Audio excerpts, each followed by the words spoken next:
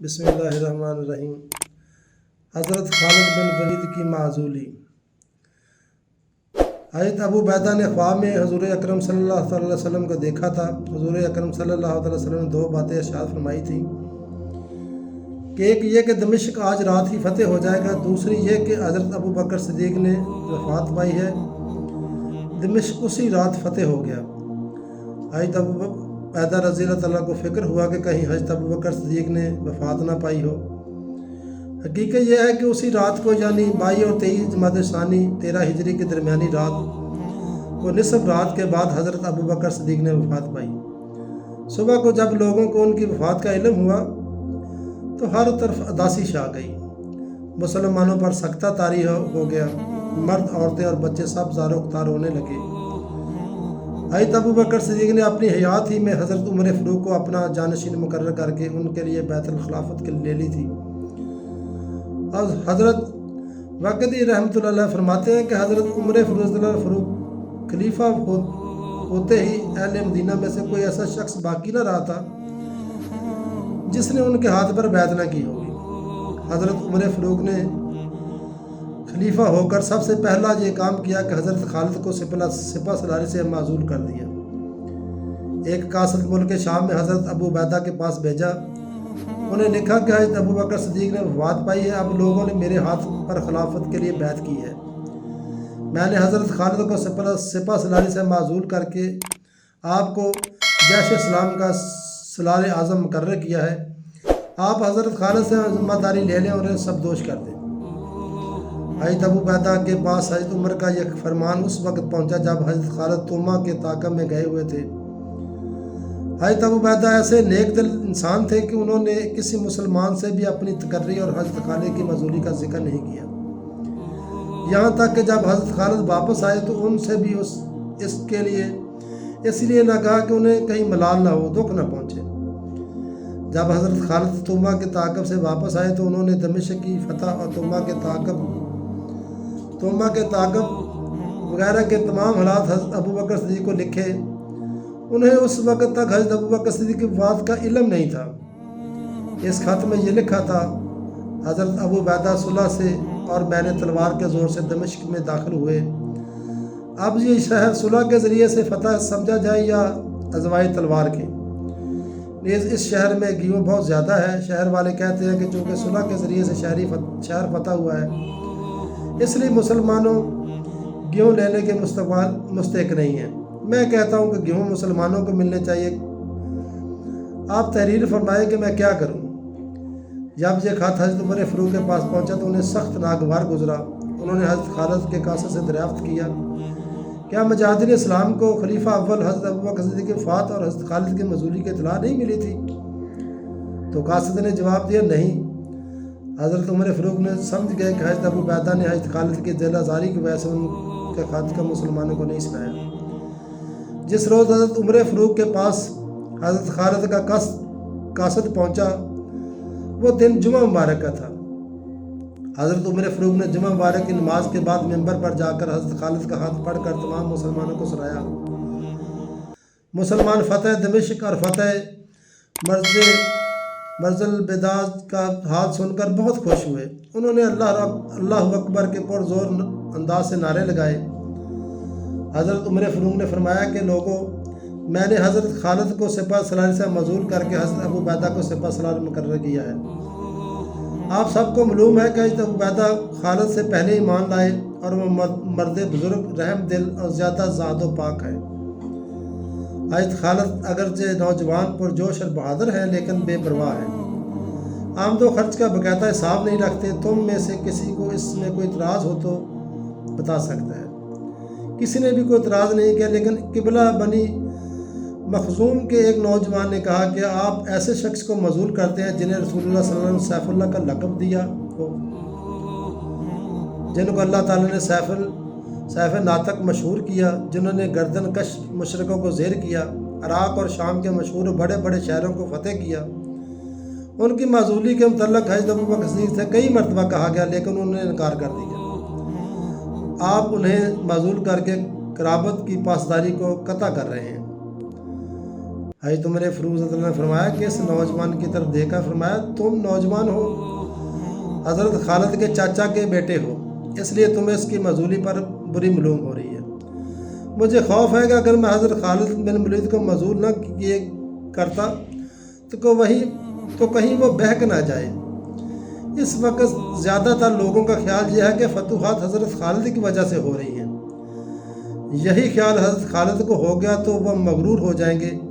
یاد رکھو، فتوحات حضرت خالد کی بہادری کی وجہ سے نہیں بلکہ اللہ تعالیٰ کی مدد کی وجہ سے ہو رہی ہے۔ اللہ تعالیٰ نے اپنے حبیب حضرت محمد صلی اللہ تعالیٰ علیہ وسلم سے ایران شام کی فتح کا وعدہ کیا ہے اور اس وعدہ کو وفا کر رہے ہیں۔ اس کے بعد کسی کو کچھ کہنے کی ضرورت نہ ہوئی۔ حضرت عمر فاروق اسی وقت حضرت عبادہ کو خط لکھا۔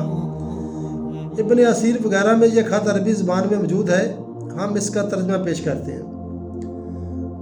خط یہ ہے کہ عبداللہ حضرت عمر سردار مسلمان مزدور مومنین کی طرف سے حضرت ابو عبیدہ رضی اللہ بن جراح کے نام آپ پر سلامتی ہو۔ میں اس اللہ تعالیٰ کی تعریف کرتا ہوں جس کے سوا کوئی معبود نہیں، اور اس رسول حضرت محمد صلی اللہ علیہ وسلم پر درود بھیجتا ہوں۔ اور تحقیق حضرت ابو بکر صدیق نے وفات پائی، مسلمانوں نے خلافت کا بار گراں میرے کندھوں پر رکھ دیا ہے۔ میں نے آپ کو ملک شام کا سپہ سالار مقرر کیا ہے، آپ نہ شرماؤ، مسلمانوں پر اس بات کو ظاہر کر دو۔ حضرت خالد سے ذمہ داری لے لو، دمشق کی فتح ازوائے صلح سمجھی جائے۔ اگر صلح نامہ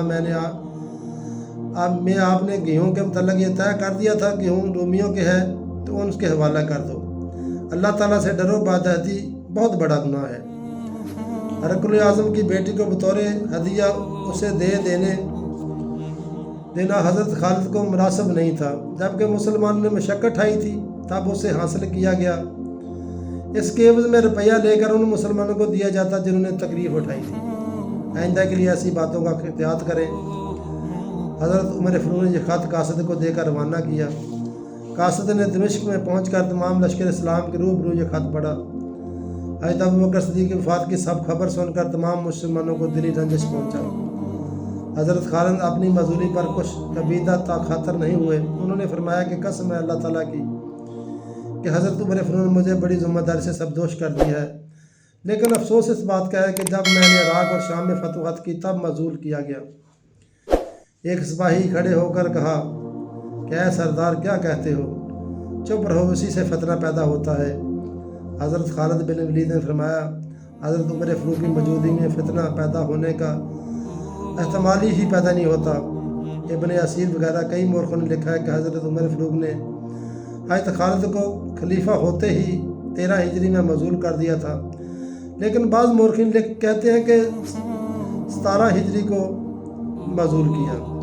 چونکہ زیادہ تر تاریخوں میں 13 ہجری معزول کیا جاتا ہے، اس لیے صحیح یہی ہے۔ مورخین نے حضرت خالد کی معزولی کی بہت سی وجوہات لکھی، مختلف تاریخوں میں مختلف وجوہات تحریر کی۔ سب کا خلاصہ یہ ہے کہ حضرت خالد غیر محتاط تھے، انہوں نے جوش میں آ کر کئی مسلمانوں کو قتل کر ڈالا تھا۔ یہ وجہ غلط ہے کہ ان کے مسلمان ہونے کا حضرت خالد کو علم ہی نہ تھا اور وہ حساب کتاب باقاعدہ نہ رکھتے تھے۔ حضرت ابو بکر صدیق اور حضرت عمر فاروق نے انہیں تنبیہ کی، لیکن انہوں نے پرواہ نہیں کی، بلکہ حضرت عمر فاروق کو یہ خط دیا کہ میں حساب کتاب باقاعدہ نہیں رکھ سکتا۔ حضرت خالد شاعروں کو بے دریغ روپیہ دے دیتے تھے۔ ایک مرتبہ ایک شاعر نے ان کی تعریف کی، انہوں نے اسے 10,000 درہم دے ڈالے۔ حضرت عمر کو بھی یہ معلوم ہو گیا، اس پر انہوں نے جواب بھی طلب کیا تھا۔ اس قسم کی اور کئی وجوہات تھیں، لیکن زیادہ تر مورخوں کا قول یہی ہے کہ ان کی معزولی اس وجہ سے عمل میں آئی کہ مسلمانوں کو جو خیال ہو گیا تھا کہ حضرت خالد کی وجہ سے فتوحات ہو رہی ہیں۔ حضرت عمر فاروق نے مسلمانوں کا یہ خیال باطن دور کرنے کے لیے انہیں معزول کیا۔ تاریخ طبری میں بھی اس کی معزولی کی یہی وجہ لکھی ہے۔ حقیقت یہ ہے کہ حضرت خالد کے معزولی نہایت ہی اہم کام تھا۔ عام طور پر مسلمان ان کے مداح تھے، احتمال تھا کہ کہیں وہ بگڑ نہ جائیں، لیکن فاروق ستوت و جلال کا یہ عالم تھا کہ کوئی شخص بھی چوں چرا نہ کر سکا۔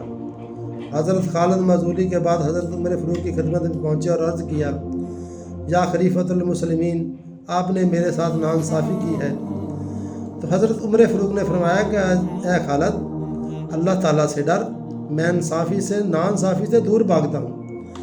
مجھے خوف ہوا کہ کہیں آپ کا نفس آپ کو دھوکے میں نہ ڈال دے، کہیں آپ فخر و غرور کے شکار نہ ہو جاؤ۔ واللہ میں آپ کو محبوب رکھتا ہوں اور آپ بھی محبوب رکھتا ہوں، آپ کو ابو عبیدہ کا ماتحت افسر کیے دیتا ہوں۔ حضرت خالد بن ولید راضی ہو گئے۔ حضرت عمر فاروق کو معلوم ہوا کہ بعض لوگوں کا یہ خیال ہے کہ حضرت خالد کی خیانت کی وجہ سے علیحدہ کیا گیا۔ آپ نے تمام عاملان حکومت کو لکھا، حضرت خالد کو خیانت یا خفگی کی بنا پر معزول نہیں کیا گیا، بلکہ اس لیے کہ لوگ ان کے مفتون ہوتے جاتے تھے، سمجھتے تھے کہ فتوحات ان کی وجہ سے ہو رہی ہیں۔ اصل مسئلہ یہ تھا کہ حضرت عمر فاروق رضی اللہ عنہ نے اس لیے ان کو معزول کیا تھا کہ کہیں مسلمانوں کے دل میں یہ جو خیال پھٹ رہا ہے نا کہ یہ فتوحات ان کے لیے حضرت خالد کی وجہ سے ہو رہی ہیں، تو کہیں یہ شرک میں نہ پڑ جائے، کیونکہ یہ تو میرا اللہ کا وعدہ تھا اپنے نبی سے۔ تو دلیر تو وہ واقعی بہت تھے، صرف اس وجہ سے حضرت عمر فاروق نے ان کو معزول کیا تھا، پھر حضرت ابو عبیدہ کے ماتحت کر دیا تھا۔